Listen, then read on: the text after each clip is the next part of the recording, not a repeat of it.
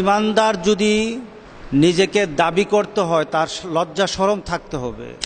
আমাদের মাঝে শান্তি বিরাজ করছে, আমরা শান্তিতে আছি, এই শান্তিকে তারা কেড়ে নিতে চায়। কে বলেন, আপনি কি চান আপনার মেয়ে আপনাকে বলুক, বাবা আমার মাসিক হয়েছে, স্যানিটারি ন্যাপকিন নিয়ে আসো?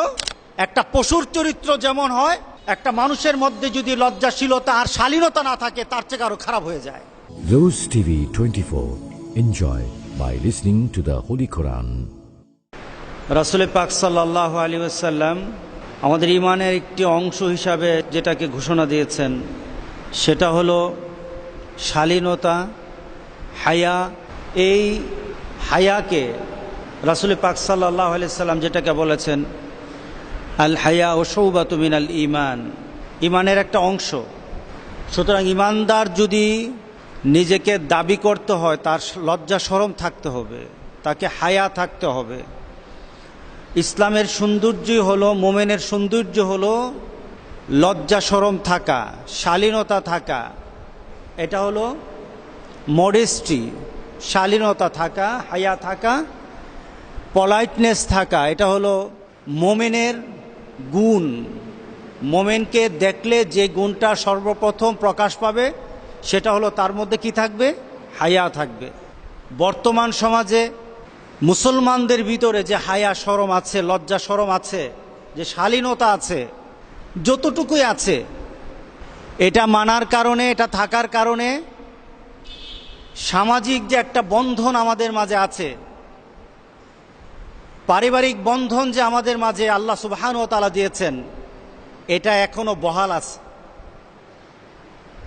এই লজ্জা শরম থাকার কারণে আমরা এখন পিতামাতাকে মানি, স্ত্রীর প্রতি আমাদের আন্তরিকতা আছে, সন্তানের প্রতি আমাদের দৃষ্টি আছে, সন্তান বাবার প্রতি শ্রদ্ধাবোধ, মার প্রতি শ্রদ্ধাবোধ আছে। এই হায়াকে, এই লজ্জাশীলতাকে, এই শালীনতাকে মুসলমানদের থেকে কেড়ে নেওয়ার জন্য, মুসলমানদের মাঝে এই শান্তি দূর করার জন্য, শান্তিকে উঠিয়ে নেওয়ার জন্য, গোটা পৃথিবীর অশান্তিতে যারা ভুগছে, গোটা পৃথিবীতে যারা শান্তিহীনভাবে নিজের পরিবার, সমাজ, রাষ্ট্রীয়ভাবে আছে, তারা উঠে পড়ে লেগেছে। যেখানেই মুসলমানদের মধ্যে লজ্জা শরম আছে সেখানে কিভাবে অশ্লীলতা, সেখানে কিভাবে নির্লজ্জতা সৃষ্টি করা যায়, তার জন্য গোটা পৃথিবীর অশ্লীল কাজগুলিকে আমাদের সমাজে চালিয়ে দেওয়ার জন্য তারা বিভিন্নভাবে প্রজেক্ট করতেছে, বিভিন্নভাবে এনজিও করছে, বিভিন্নভাবে অর্থলগ্নি দিচ্ছে। অর্থ দিয়ে তারা পৃথিবীর মুসলমানদের শান্তি কেড়ে নিতে চায়। আমাদের মাঝে শান্তি বিরাজ করছে, আমরা শান্তিতে আছি, এই শান্তিকে তারা কেড়ে নিতে চায়। এই শান্তি যেদিন আমাদের থেকে উঠে যাবে, এই শান্তি আমরা যেদিন আমাদের মুসলমান হিসাবে ইসলামের শান্তিটাকে আমরা যখন হারিয়ে ফেলব, লজ্জাশীলতা যখন আমাদের থেকে উঠে যাবে, আল্লাহর কসম, তখন আমার দেশের মুসলমানরা মানুষের পরিচয় দিতে পারবে না, পশুর থেকে আরো খারাপ হয়ে যাবে। একটা পশুর চরিত্র যেমন হয়, একটা মানুষের মধ্যে যদি লজ্জাশীলতা আর শালীনতা না থাকে তার থেকে আরো খারাপ হয়ে যায়। প্রচেষ্টা চলছে, আজকে আপনাদের কাছে কিছু প্রমাণ দেব। আজকে আমাদের সমাজের মধ্যে সেই পাশ্চাত্য পশ্চিমা দেশের সে চিন্তাধারা, তাদের পারিবারিক অবস্থাকে আমাদের মধ্যে সৃষ্টি করার জন্যে তারা কিভাবে চেষ্টা চালাচ্ছে। ও মুসলমান, আপনি যদি আপনার জমিনটাকে সুন্দর রাখতে চান, আপনি কিন্তু প্রথম জমিনের আগাছাগুলি বাছবেন, আগাছাগুলি দেখবেন, ঠিক না? নাকি আগে ধান গাছ দেখেন? আগে কি দেখেন? আগাছা। ওই আগাছাগুলি উঠাতে পারলেই দেখা যাবে জমিনের ফসল যাই থাকে ঠিক থাকবে, কম থাকুক আর বেশি থাকুক। সুতরাং আগাছাগুলি জানতে হবে আমাদের। আজকে আমাদের সমাজের মধ্যে যে পাশ্চাত্যের, পশ্চিমাদের আগাছাগুলি এখন সৃষ্টি হচ্ছে, আমি গত কয়েকদিন আগে একটা কথা বলেছিলাম, আবার আরেকটা প্রমাণ দেই। গত কয়েকদিন আগে খুলনায় একটা গার্লস স্কুল অ্যান্ড কলেজ, সেখানে 3টা যুবক ছেলে স্কুলের মেয়েদেরকে শালীনতা শিক্ষা দিবে, সচেতনতা শিক্ষা দিবে। শালীনতা নয়, সচেতন করবে, সচেতন। কিভাবে করবে দেখুন। সেই 3টা ছেলের নাম হলো, একটা ছেলের নাম হলো জীবন ঘোষ, তার সহযোগী ছেলেটার নাম হলো শুভ পাল ও জীবনী রায়। সবাই আমাদের চরিত্রের, নাকি মুসলমানদের চরিত্রের। আমাদের মুসলমান মেয়েদেরকে এরা সচেতন করছে। এদের যে প্রজেক্টটা ছিল, কর্মশালাটা ছিল, কর্মশালার নাম হলো উই ফর অ্যাডলেসেন্ট, অর্থাৎ যারা কিশোর তাদের জন্য আমরা কিছু করতে চাই। যারা কিশোর, কিশোর মানে কি? আপনার বাচ্চার, আপনার সন্তানের বয়স 12 থেকে 15 পর্যন্ত, 15 বা 16, 17 পর্যন্ত, এই ধরনের বাচ্চাদেরকে তারা সচেতন করতে চায়। স্কুলটা কিন্তু মেয়েদের স্কুল। ওই স্কুলের মধ্যে যারা পড়ে সবগুলি এরা মুসলমান দেশের মেয়ে, আপনার আমার সন্তান। ওদেরকে শিক্ষা দিচ্ছে, এই 3টা হিন্দু ছেলে শিক্ষা দিচ্ছে। স্লোগানটা কি? তাদের শিক্ষার কথাটা কি ছিল? মেয়েদেরকে বলতেছে, ছোট ছোট মেয়েদেরকে বলতেছে যে তোমাদের যখন মাসিক হবে তখন এই মাসিকের কথা তোমার ভাইকে বলবা। তোমার যখন মাসিক হয়, মাসিকের কথা তোমার বাবাকে বলবা। তোমার মাসিকের সময় যখন তোমার স্যানিটারি নেপকিন কিনা লাগে, এই নেপকিন তুমি দোকান থেকে কিনবা, লুকিয়ে নয়।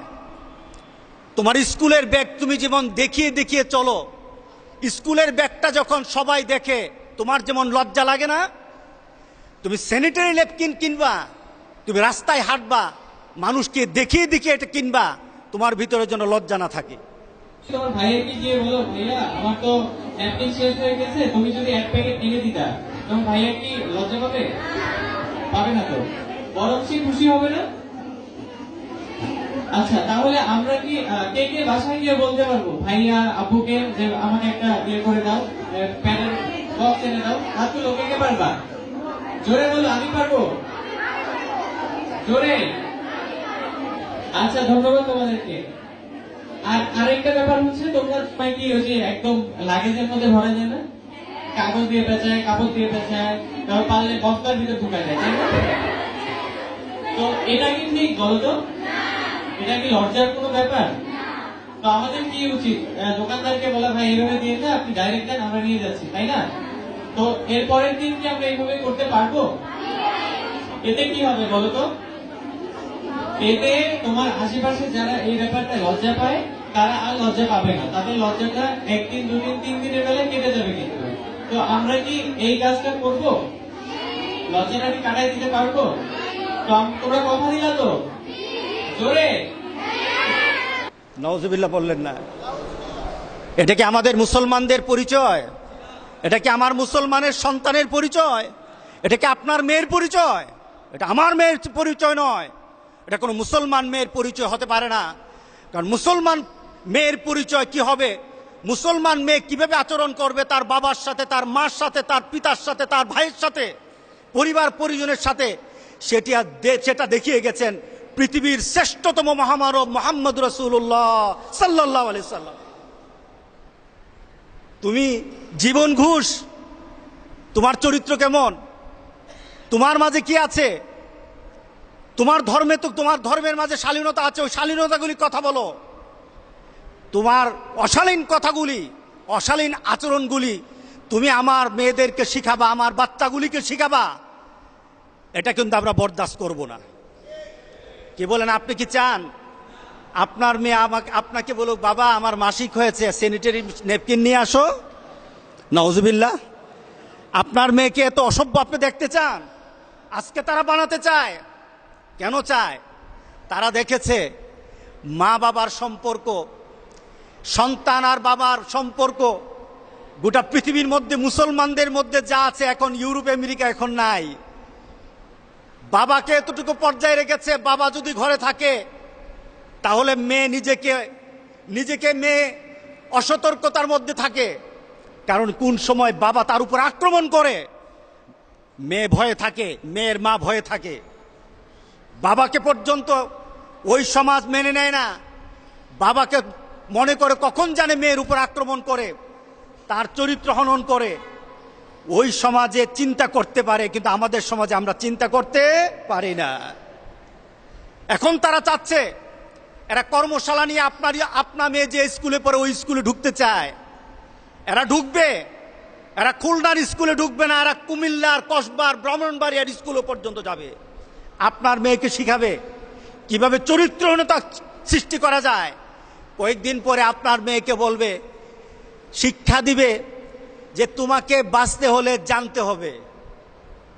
তারা আবার আপনার মেয়েকে শিক্ষা দিবে, তোমাকে যদি বাঁচতে হয় তাহলে জানতে হবে। কি জানতে হবে? যে পৃথিবীতে একটা চরম রোগ আছে, একটা বিপদের রোগ আছে, এটা হলে আর বাঁচে না। এটার নাম হলো এইডস। এটার নাম কি? এইডস। যদি এইডস রোগ হয় তাহলে বাঁচে না।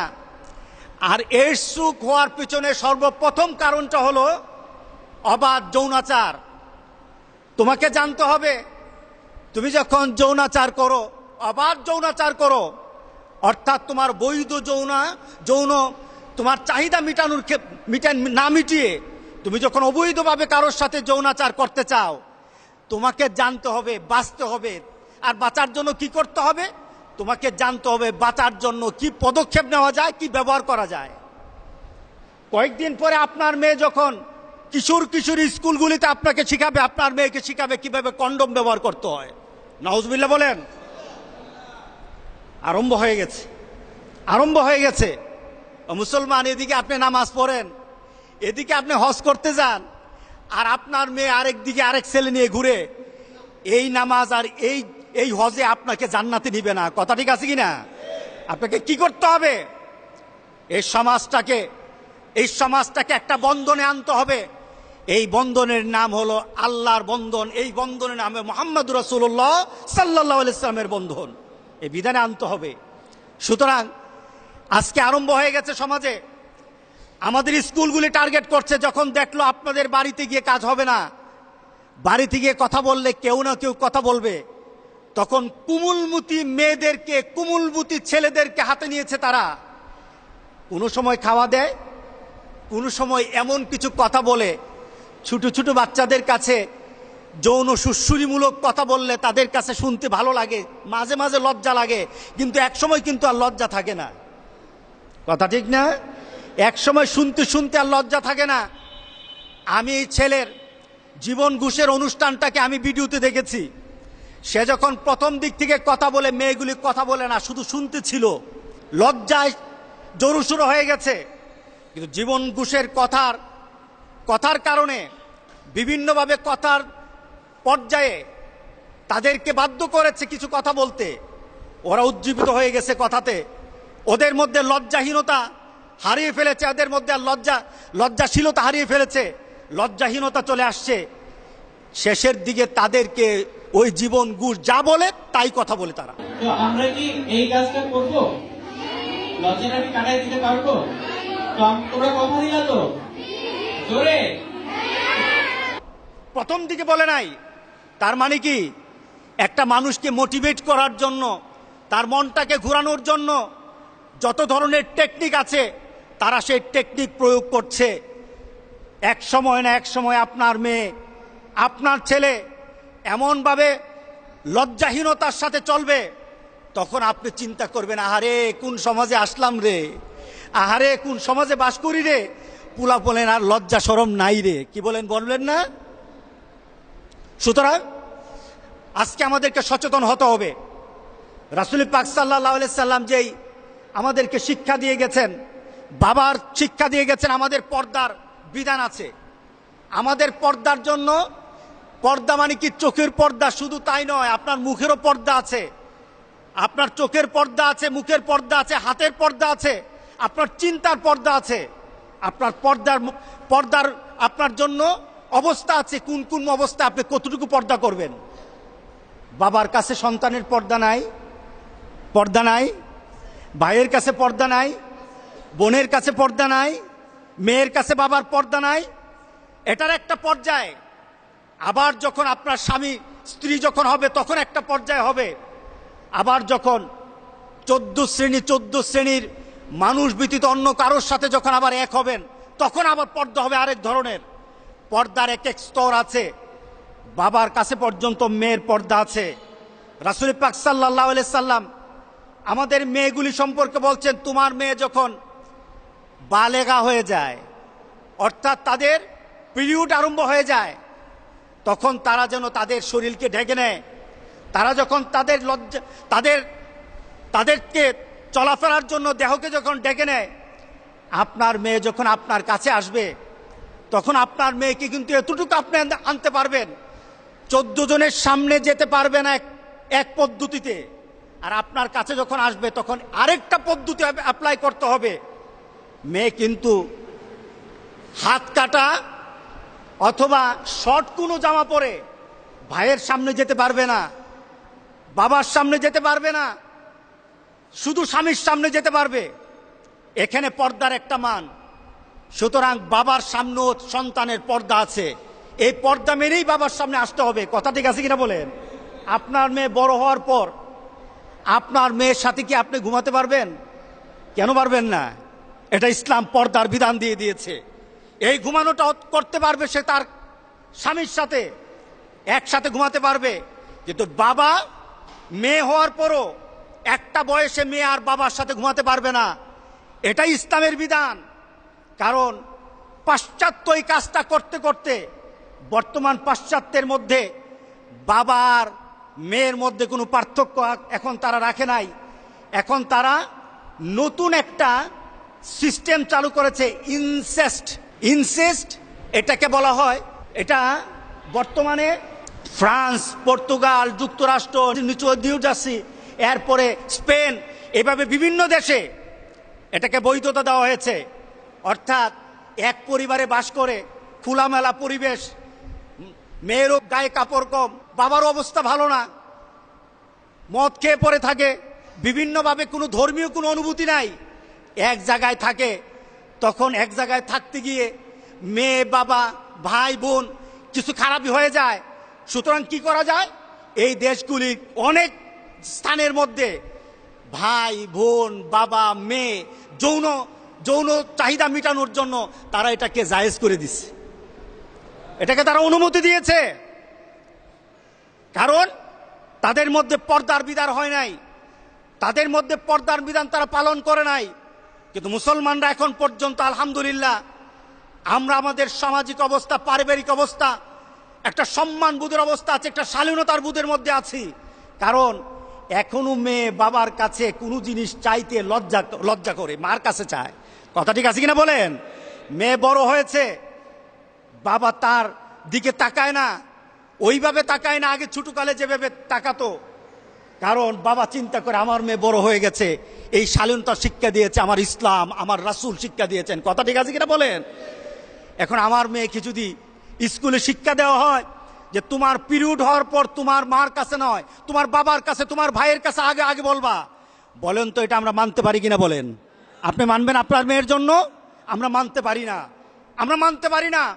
তার পিছনে কারণ হলো তাদের একটা স্লোগান হলো বাঁচতে হলে জানতে হবে। কি বলেন? বাঁচতে হলে জানতে হবে, তুমি বাঁচতে হবে, না হলে এইডস ধরবে তোমাকে। আমি একটা ডাটা দেই। এই স্লোগানটা সৃষ্টি করেছে পাশ্চাত্য পশ্চিমা দেশরা বানিয়েছে, যে বাঁচতে হলে জানতে হবে। জানতে হবে কি? তোমাকে একটা পদ্ধতির মাধ্যমে তুমি যৌনাচার করো, যেখানে ইচ্ছা সেখানে যাও, কুকুর শিকালের মতো। কিন্তু তোমাকে একটা, কেন তুমি বিপদে না পড়ো, তোমাকে এইডস রোগ না ধরে, একজনটা সিস্টেমে যেতে হবে, এটা তোমাকে জানতে হবে, এটা তোমাকে জানতে হবে। এবার আসি যে পৃথিবীর 100টা দেশ আমি নেটে সার্চ করেছি, নেটে সার্চ করে দেখেছি যে দেশগুলি আমাদেরকে শিখাতে চায়, আমাদের মতো যারা আমরা জানি না, আমাদের বাংলাদেশের মানুষ জানে না, বাঁচতে হলে জানতে হবে, কি করতে হবে এটা জানে না, তাদেরকে জানাতে হবে। আর তারা যা কিন্তু জানে, পাশ্চাত্যের সেই দেশগুলির মানুষগুলি, ছোট ছোট বাচ্চারাও জানে যে বাঁচতে হলে কিভাবে কি ব্যবহার করতে হবে। তাদের অবস্থা দেখেন, তারা জানার পর পৃথিবীর 100টা দেশ আমি সার্চ করে দেখেছি, পৃথিবীর উন্নত দেশের মধ্যে এইডস রোগী সবচেয়ে বেশি। তারা জানে বেশি, আর আমরা জানি না, আমাদের রোগ কম। আমরা জানি, আমরা যখন জানা আরম্ভ করলাম তখন আমাদের মধ্যে এই এইডস রোগ বাড়া আরম্ভ হয়ে গেছে। আমরা জানতাম না, আমাদের মধ্যে এইডস রোগ ঢুকে নাই, আর তারা জানে তাদের মধ্যে এইডস রোগ বেড়ে গেছে। আচ্ছা বলেন তো, এই জানার মধ্যে বরকত আছে? বলেন, এই জানাতে বরকত আছে নাকি বিপদ আছে? এই জানাতে বিপদ। কারণ তারা জানার পরও ধরে রাখতে পারে নাই। পৃথিবীর আমি কয়েকটা দেশের নাম বলি, দেখুন, পৃথিবীর সবচাইতে বেশি এইডস রোগী হলো সাউথ আফ্রিকা। সাউথ আফ্রিকাতে প্রায় 71 লক্ষ, এটা 2 বছর আগের ডাটা। এই কয়েক বছরে আরো 2-3, হয়তো 3-4-5 লাখ বেড়ে গেছে। সাউথ আফ্রিকাতে 71 লক্ষ মানুষ এইডস রোগে ভুগতেছে। ইন্ডিয়াতে 21 লক্ষ, ফ্রান্সে 1,80,000 2 বছর আগে, স্পেনে 1,40,000, ইটালিতে 1,30,000, অস্ট্রেলিয়াতে 25,000। আমার বাংলাদেশের মানুষ জানে না, গত 2 বছরে এই এইডস রোগের রুগী পাওয়া গেছে, এর মধ্যে অধিকাংশ হলো বিদেশ থেকে আসা, বিদেশ থেকে চলে আসছে। এমন রোগ সব মিলে পাওয়া গেছে মাত্র 14,000। কত হাজার? 2 বছর আগে এটা ছিল 9,000। 2 বছর আগে ছিল 9,000, এখন এটা দাঁড়িয়েছে 14,000। এই 14,000-এর মধ্যে কিন্তু সব বাংলাদেশের থেকে জন্ম না, এরা বিভিন্ন দেশ থেকে বাংলাদেশে চলে আসছে এইডস নিয়ে। সুতরাং আমি আপনাদের কাছে বলতে চাই, তারা বলে বাঁচতে হলে জানতে হবে, তাদের মধ্যে মরার হার বেশি নাকি আমাদের মধ্যে মরার হার বেশি? হ্যাঁ, আমরা জানি না, আমাদের মধ্যে এইডস রোগ কম। তারা বলে আপনারা জানতে হবে, যখনই আমাদেরকে জানাইলো তখনই আমাদের এইডস রোগ বেড়ে গেল। সুতরাং এই জানানোতে বরকত নাই। জানতে হলে আল্লাহর কথা জানতে হবে, মুহাম্মদুর রাসূলুল্লাহ সাল্লাল্লাহু আলাইহি সাল্লামের কথা জানতে হবে। কথা ঠিক আছে কিনা বলেন? ওই পাশ্চাত্যের কথা দিয়ে জীবন বাঁচানো যাবে না, আমার আল্লাহর কথাই মানতে হবে। আমার আল্লাহর কথা হলো বাঁচতে হলে জানতে হবে, আর জানার জন্য তোমার প্রথম ধাপ হলো যে লা তাকরাবু জিনা, জিনা করো না, আল্লাহ বলে নাই। জিনার কাছেও যেও না। জিনা হয় এমন কাজ, প্রাইমারি স্টেজের কাজগুলি, জিনা হওয়ার জন্য প্রাথমিক যে স্টেজগুলি আছে ওটার কাছেও যেও না। আল্লাহ বলে না জিনা করো না, আল্লাহ বলেছে কি জিনা হয় এমন পরিবেশ তোমার ঘরের বাইরে কোনো জায়গায় করতে পারবা না। এই বিধান যদি চলে, বলেন তো দেখি এইডস আর হবে? আল্লাহ বলে নাই জিনা করো না। আল্লাহ জিনা করার আগেই তার আগের ধাপগুলি বলেছেন, এগুলি বন্ধ করে দাও, এগুলি বন্ধ করো। যদি এগুলি বন্ধ করো তাহলে জিনা তোমার পরিবারে হবে না। কিন্তু মনে রাখবেন, যেভাবে আমাদের স্কুল কলেজগুলিকে টার্গেট নিয়ে নিয়ে আমাদের সন্তানগুলিকে বিভিন্নভাবে আমাদেরকে বিভিন্ন ধরনের তাদের চিন্তাধারা ঢুকিয়ে দিচ্ছে, এই চিন্তাধারা যদি চলতে চায় তাহলে আল্লাহ রাসূলও থাকবে না, ইসলামও থাকবে না। তখন তাদের কাছে পাশ্চাত্যের সেই বাঁচতে হলে জানতে হবে এই স্লোগানটাই তখন ভালো লাগবে। কথা ঠিক আছে কিনা বলেন? আমরা বাঁচতে চাই, আমরা মরতে চাই না, আমরা বাঁচতে চাই। আমরা যদি বাঁচতে হয় তাহলে আমাদের সেই নীতিতে একটা কথাই ঘোষণা দিতে হবে, আমরা যদি বাঁচতে চাই আল্লাহর নীতিতে বাঁচব। ঠিক না? আমরা কার নীতিতে বাঁচতে চাই? আল্লাহর নীতি। আল্লাহর নীতি মেনে যারা বাঁচতে চায়, আল্লাহ বলেন শান্তি দিয়ে আমি তোর বাড়িঘর ভরে দেব। আর অন্যের নীতি নিবি, এইডস তোর ঘরে ঢুকাই দেব, তোর ঘরের মধ্যে এইডস রোগ ঢুকাই দেব। বাঁচা তো দূরের কথা, বাঁচা তো দূরের কথা, তোর জীবনকে আমি দুর্বিষহ করে দেব। কারণ যেখানে আমার নীতি নাই সেখানে শান্তি হতে পারে না। সুতরাং আমি আপনাদের কাছে এই ডাটা দিলাম, আমাদেরকে বাঁচতে হলে জানতে হবে। আমরা কার কথা জানবো বলেন? জোরে বলেন, কার কথা?